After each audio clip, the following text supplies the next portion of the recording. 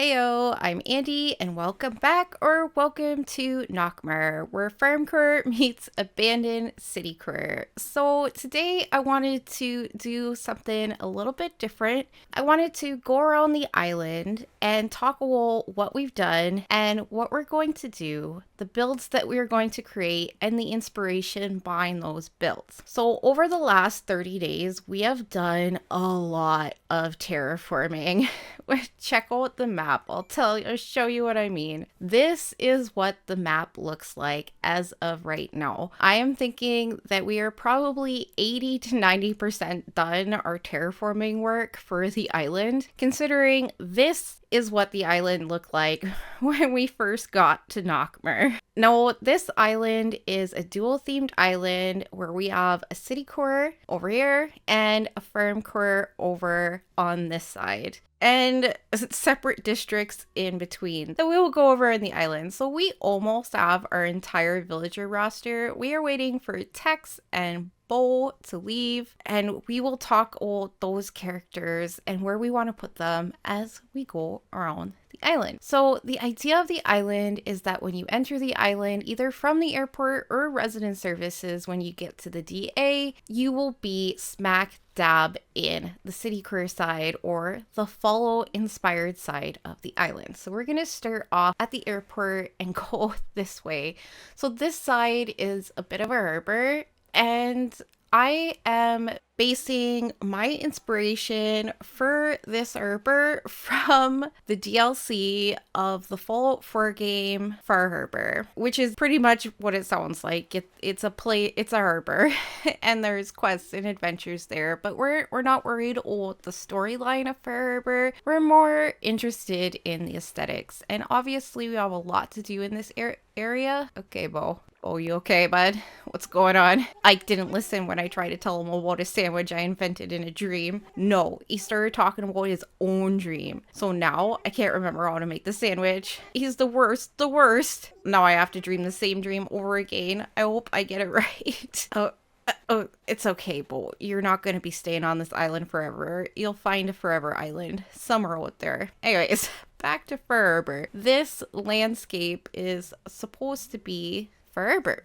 And right now we have Ike living right here. There he is. Apparently, sandwiches are a hot topic around here, but I'm thinking we'll moving Ike off the beach out of this area, and when we do find Boomer, I'm considering putting him in this area instead, because Boomer kind of looks like an old warplane pilot, and the airport is literally just over here, so that works out. And in the Fallout series, there is a faction called the Brotherhood of Steel, and they don't like it when people take over their airspace. So Boomer would be a grounded pilot, and I would assume that he has some engineering skills, which many members of service do when they are in the Air Force. So maybe he's taken those skills in the post-apocalyptic world and repairs boats and makes a living off of fishing. Clearly, we still got to move people around, but when we'll come to where we're going to move Ike in a bit. So we have this landscaping here, this very squared off landscaping, because buildings and things are usually in the rectangular shape, and we have these rooftops. So this is kind of like a viewing platform for down that center there. And that area I want to base off of the major hub in Fallout 4, Diamond City. No, Diamond City is based off of Fenway Park in Boston. So it's literally a baseball diamond. It's not really a city. It's more of a shanty town, but they have, things and such running around the place. And in the center, I do want to include the noodle bar that is run by a robot in the city. It's like a local tradition. Local boys eat at the noodle bar, and I would like to incorporate that. So that kind of aesthetic is what I want to build around here. Clearly we're just storing trees, but in the end, that's kind of what I want to do. Also, I want to have Cat, which is one of the villagers we're still looking for, which we're going to place Bull or text with to live in Diamond City as either some sort of shopkeeper. Maybe she sells some questionable meat products, but somewhere in this area, like maybe in this corner, possibly maybe up here, because Diamond City is like a very stacked up on things kind of city, because, you know, baseball, Fenway has the bleachers and whatnot. So that's kind of what I want to create or be inspired by around here. Now, I would also like Petrie to live in Diamond City, and yeah, we are basing the citycore side off of the Fallout universe, but we're not making any exact replicas. We're just kind of taking ideas and aesthetics from it. So Petrie is going to be living in Diamond City as a member of the Institute, and her interiors are what inspired me to offer a member of the Institute. Before, I thought maybe she could just be a chem dealer, but I'm thinking maybe both. She could be a member of the Institute and her cover to protect herself, because the Institute's not exactly a loved faction, would be a chem dealer. And I'm thinking on this side of Diamond City, maybe up here somewhere, and we could have her little chem lab slash Institute research center. No. Obviously, we got to work on that. And speaking of terraforming, I might be changing a little bit of this alleyway that goes into resident services, because I want to base off this resident services area off of Concord, which is also from the Fallout 4 game in the series. It is one of the first towns that you go into, and I think that resident services could resemble the Museum of Freedom. As you can see by this picture, the road aligns with the museum, so I'm thinking shifting that road over a bit, so a little bit more terraforming, but not as much as we did in the past, and I thought that might be a good idea. And clearly we need to do a lot of building and decorating around this island, which we are going to start doing, because, you know, I don't have a lot of plans for terraforming other than, you know, some of that. So over here we have the sewerways. And the sewerways aren't exactly indicative of the Fallout series, but it is a kind of city-ish thing. And these are open sewers because of the war, the Fallout. So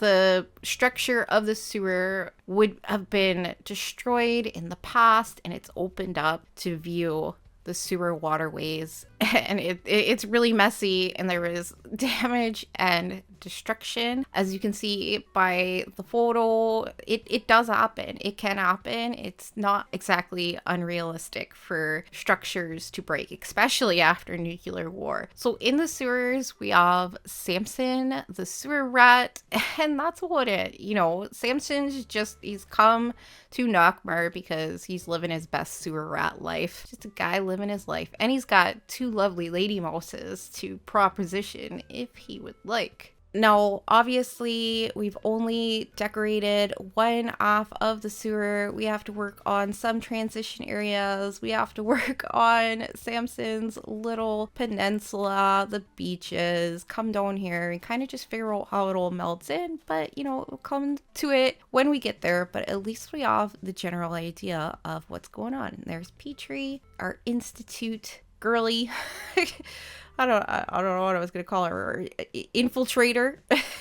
All right. So coming up this way, obviously we have the road laid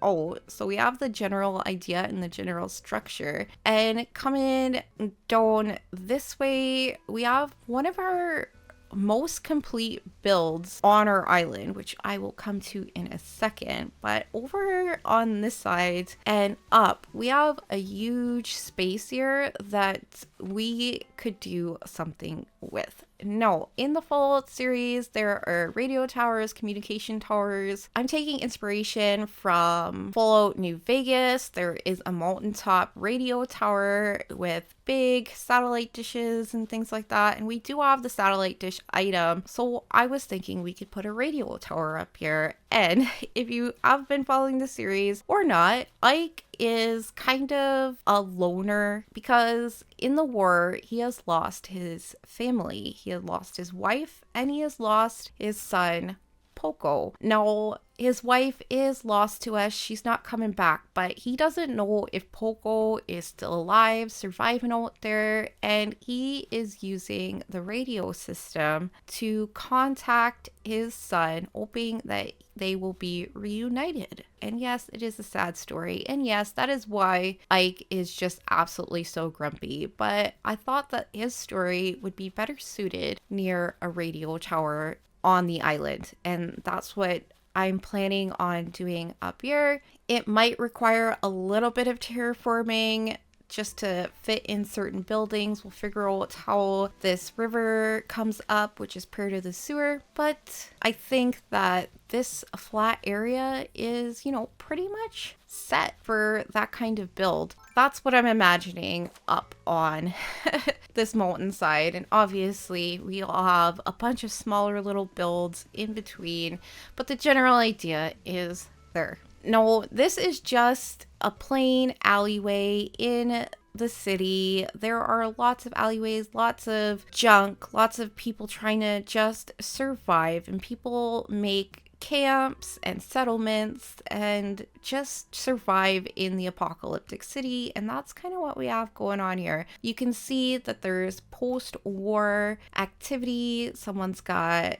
a telescope here and laundry out. There is inhabitants in this area. There's obviously a little market stall here. Someone is protecting their goods. So this area is very well complete, and of course we have mannequins. Mannequins are a very important part of the Fallout lore. Okay, not important, but they're a very prominent part of the Fallout lore, and so are teddy bears. I'm not going to go into too much detail about that, but yeah, it's a really fun concept that they have. And of course, Nuka-Cola. Nuka-Cola is the Coca-Cola of the Fallout world. They're a big corporation, and we are using that branding around the island just to make it feel a lot more like the Fallout universe. And of course, I have included Sunset Sarsaparilla, which is a Fallout New Vegas beverage. So I really like to incorporate all of the Fallout universe, or as much as possible, at least. So here we have a Super Duper Mart, which is a grocery store, basing it off of like a Fallout 3 Super Duper Mart. But they're popped in and around the Fallout universe, and obviously someone's made a little camp here and is surviving outside of the Super Duper Mart. And this, I would say, is also a fairly complete build. Yeah, when you come out here, it gets a little bit sparse, but we're still working on the island. But we are trying to incorporate as many Fallout niches as possible. We have the milk container here as a propane tank, and the fusion gasoline is kind of a brand of gasoline from the Red Rocket. Also, we are incorporating a lot of big beetles because the Fallout universe has a lot of mutated insects and things like that, and we are using the beetles as a placeholder for rad roaches that have been in the Fallout series for decades, so I thought that we would pay homage to that. Now behind me, we do have another complete build, which is a bit of a rubble cave-in. Whether this cave-in happened before or after the war is unclear. So this area is fairly complete. We do have to add little bits and details along the roads and along here to fill it in to make that aesthetic match our completed alleyway here. We basically want the entire citycore side to look kind of like it's looking over here. So still a lot of work, a lot of decoration to do. All right, no, coming down this way, same idea. It's not finished. It's set, but it's not finished. And then we're going to come this way. So this is Resident Services, aka Concord, aka the Museum of Freedom. And then off to this side over here, I want to make the Red Rocket gas station, an abandoned Red Rocket gas station. Now, these gas stations come in a few different variations, just like a simple gas stop. Some have convenience stores, some have little hangovers so you don't get rained on. Because they introduce settlements, you could actually make a Red Rocket into a settlement. So we have a lot of options for creating a Red Rocket here. And then coming down this way, I was thinking about making a perk, and that would be kind of a transition into the farmcore side. Now, I was thinking that maybe we could make a little bit of a graveyard here to emulate the Fallout New Vegas game. So in Fallout New Vegas, you are a courier, and the beginning scene has a graveyard in it, and you're just kind of trying to figure that out. That's how the game starts, and I would like to possibly make a little graveyard. This is right against the citycore side, which I was talking about putting Petrie right over there, and she's a bit of a mad scientist, so maybe she's doing a little grave digging to do her research, that kind of stuff, because the Institute steals people, they go missing. I thought people missing in a graveyard would just be, a good touch. Now over here we do have the edge of the city side, so if you come along this beach, there's the airport. You can't access that. I'm thinking about maybe changing this because I would like to maybe extend the city core side a little bit, considering we're gonna have the city perk and a city graveyard, so make this kind of like a dual transition area. Now recently we made this river. It's not the best. I might change it. I always change stuff around here, but coming in over this bridge to this side over here, it is a huge space. There's so much space around here and extremely large beach. I was thinking that with this space, we could have our girl Bella living in this area. No, I know Bella is part of the city core side, and that's kind of what I was thinking about, extending the city core side or meshing up the city core side just a little bit and having Bella live over here in a raider camp. Now, the Fallout 4 game came with a DLC called Nuka World, which is basically a theme park that has been funded by Nuka-Cola, and raiders live there. Raiders are lawless people, and I think Bella would be a perfect raider, and she could live in this Nuka-Cola theme park. And the Nuka-Cola theme park in the game isn't exactly like in your face or easy to find. It's pretty off and away. So I thought that that would be a nice little build that, or little, it's probably going to be huge, but a build that we could put here, and therefore we could incorporate the tent here in the Nuka-Cola world. I really do not want to upgrade the museum because we already have resident services and that old Concord build. Yeah, there are areas of Fallout where there are literal museums that look pretty much exactly like that, but I just don't see where we're gonna get the space for it. And then of course we have the campsite. I have no idea what we're doing with the campsite. We might just stick it somewhere and call it a day, and we're not building a campsite, that is for sure. There's no leisurely camping happening around on this island. Okay, we're gonna make our way back to resident services. I'm going to come up, so resident services, and we're come up through back way through this alleyway, and we're going to come up this way. So this is one of our transition areas of the city core side, and yeah, we have mainly worked on the city core side. We have barely done anything for the farm core side, so there's a lot of builds that I want to accomplish there. But coming off of the city core side, we have, you know, a little camp here, and coming up, we have my house. Now, my house, I want to make into a vault. The exterior of the house might not look like a vault in the end, but I want to decorate the interior of the house to look like a Fallout vault, so at least we'll have that aesthetic. So coming down here, this is another one of our very complete builds. This is a back trail or a transition area from the farmcore side to the citycore side, or vice versa. So we have some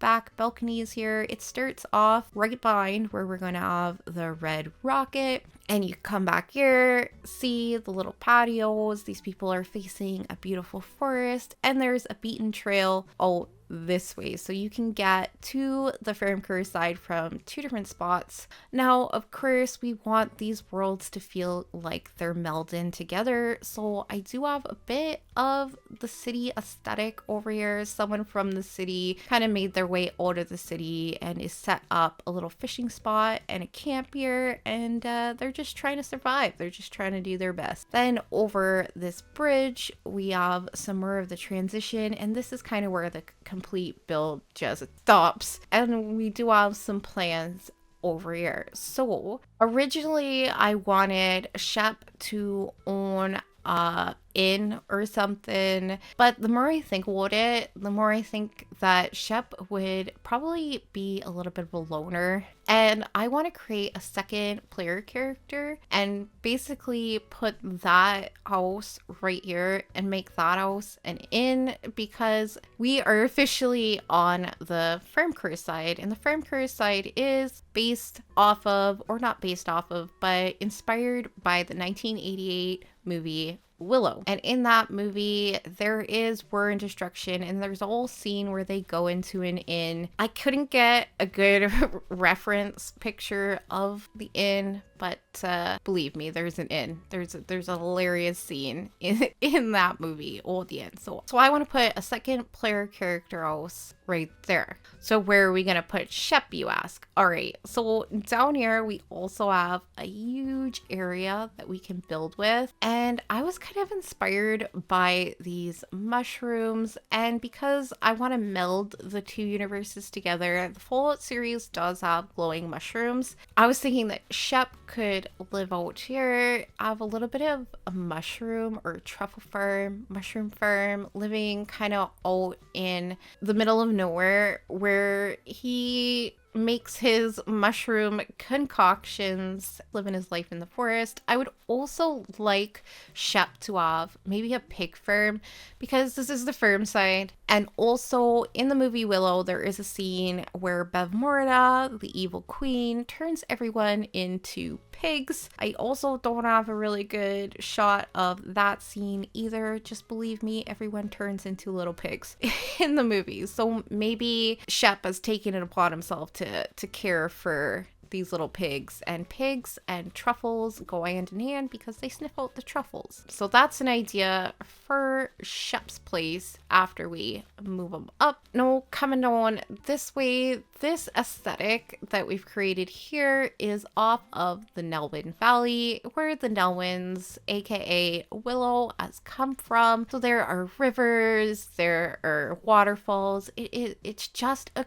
gorgeous place, and their little community as little huts and farms and farmland and all of that. And that is what we are going to turn this area into. We are going to turn it into the Nelwyn community. This is where Flurry and Amphrey are going to live, and it is a very lush place, good soil. They use the little piggies to pull the curts. I'm not sure if we'll be able to do that, but we could try. That's what we're creating with the waterfalls and everything and everything over here. So that's my inspiration, and that's the aesthetic for this side and the mountains here, because they go on a pretty big journey in that movie. Now, this is also part of the farmcore area. It's not really Willow, it's not really Fallout, but if you could imagine the Willow world, there are obviously towns and shops. We could turn this into really anything aesthetically on the outside, or we could just have a little shop stuck in there, and we don't have to be very descriptive about it. But coming around this way, we have Eunice's house. Now, Eunice apparently has a laundromat or laundry service in her original house build, and took that inspiration and thought that maybe Eunice could have a little bit of a laundry service, and she's washing the clothes of the fresh springs here, and maybe she has like a little coffee shop or a tea shop or some sort of other service where she makes her living. And of course, we could add like little firms, little something or other around here just to fill in the space. Now, with all that said, and that was a lot said, as you can see, I've been walking around basically blank island. I mean, other than the mushrooms and some trees I've left behind, and of course the weeds, there is a lot of decorating to